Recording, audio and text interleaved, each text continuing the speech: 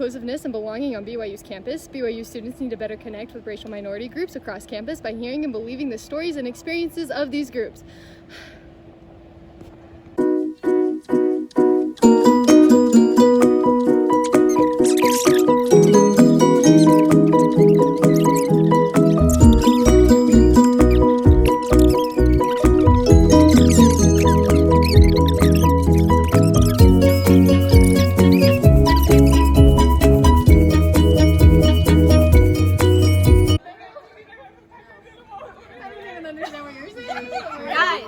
Guys, we need to find a way to make other stories heard. Yeah. What about the privilege activity? What about the Hiller game? I don't know how we tie it in, but we bring it in. Guys, we should bring in Oprah. Yeah. I've got it. A Zoom event with a simulation where we make people feel like they don't belong. Woo! Yeah.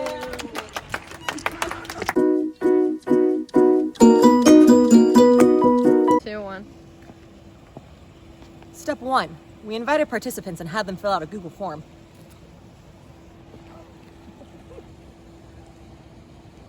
We'll give them a scenario, a lifeboat scenario.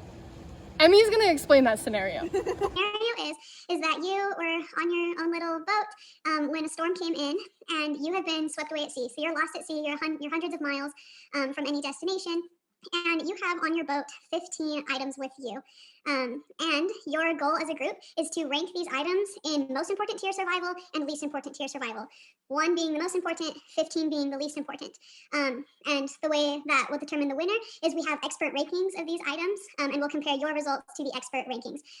You'll only have 10 minutes to do this, so we want you to be highly collaborative so that you can really work to get this done. If you don't have anything filled out, your score will be penalized, so you want to make sure that your entire ranking is filled out.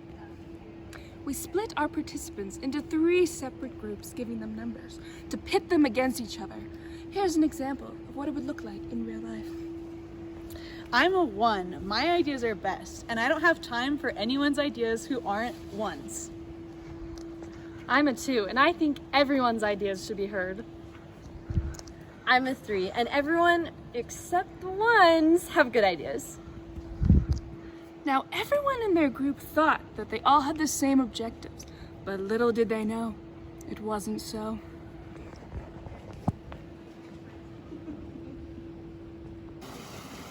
After the 10 minutes, the mediator asked them a question. How did that experience make you feel? My group betrayed me. It was really hard to accomplish anything with people all pitted against each other. I just didn't feel heard.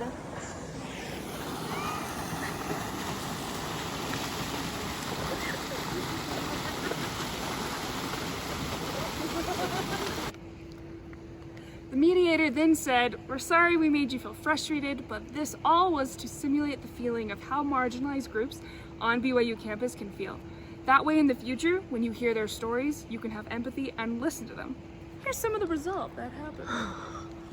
I was so busy pushing my own agenda, I didn't take the time to hear 3's great ideas. When we listen to each other, we all work better and we can accomplish the goal. I'm so grateful for allies who made my voice heard. Then we went back to the main room where we shared experiences from the breakout room. Then we shared stories from actual BYU students and their experiences of racism and microaggressions. These are some of the stories that BYU students shared on the account on Instagram, Stop Your Silence.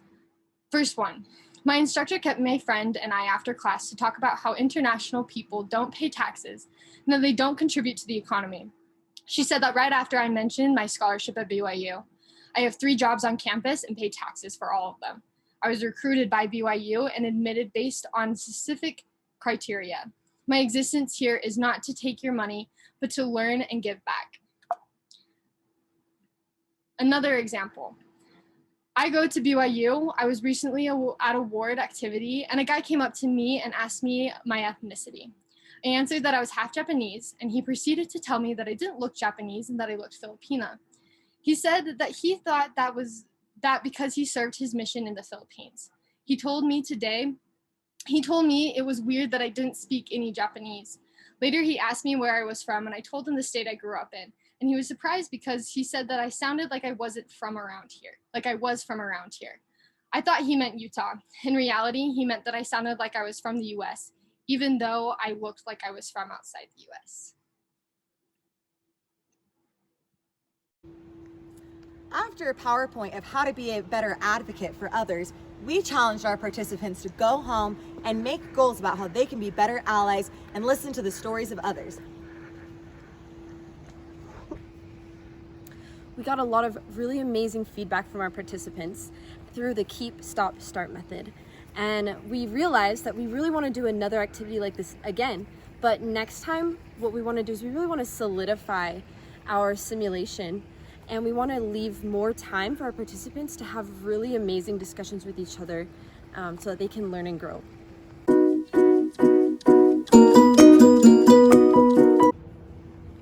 So I had the opportunity to be a mediator in one of the groups, and it was really cool to see when we told them what this whole experience was about, that it really connected with them and they really felt that empathy, and it was almost like reverent, like talking with my group.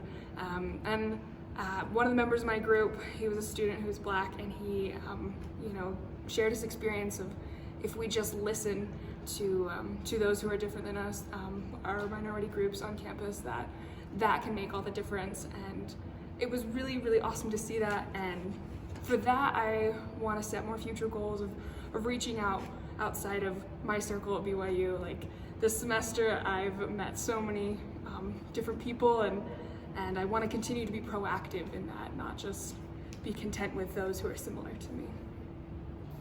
So one of the most impactful parts of this entire experience for me was when I had the opportunity to interview a student named Jack.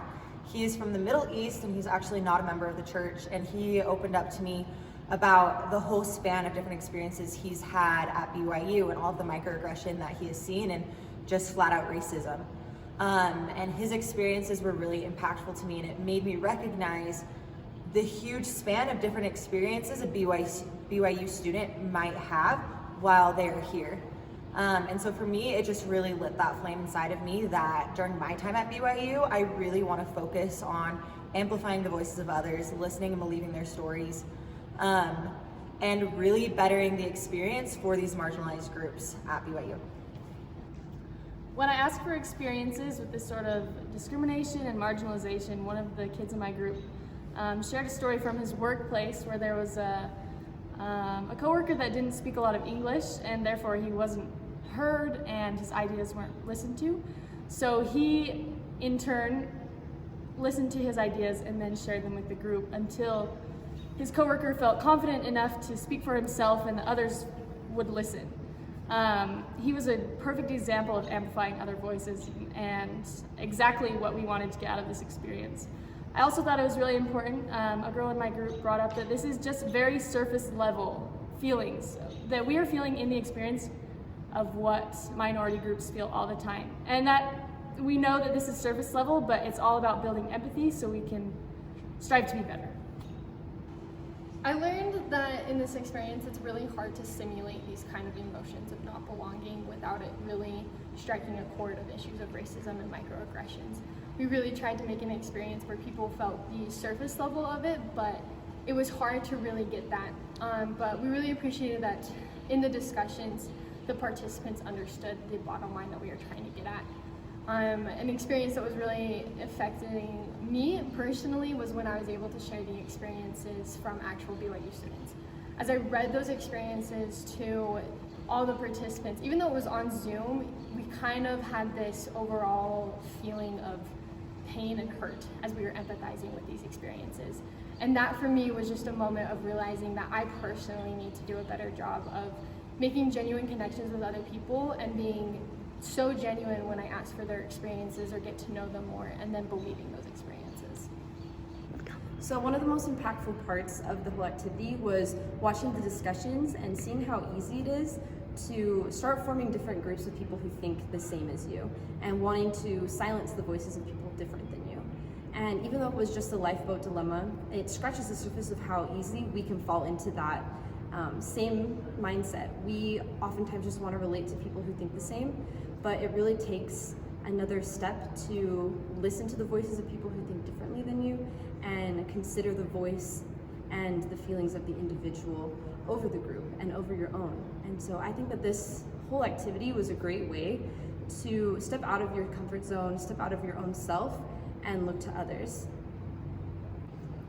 The biggest takeaway for me was realizing that 6 students at BYU campus really can make a huge difference. We do a lot of talking, and we do a lot of listening, and all of those things are good because like these stories need to be heard, but also like actually going and making like a ripple, like making an experience for other people to have so that they can empathize too, was really meaningful. And we took the steps to like make one little good thing happen, and it wouldn't be that hard to keep going, to keep improving the experience and make it more accessible for all the BYU students. And I just realized that 6 people really can make that happen and cause like that huge impact. And moving forward, I want to make sure that I'm taking the steps to make those good things happen because they're so important, and I love seeing the experience that just this tiny test had for all of our participants. I'm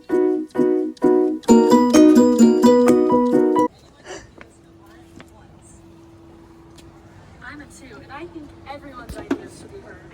Oh, I've been recording for the last minute.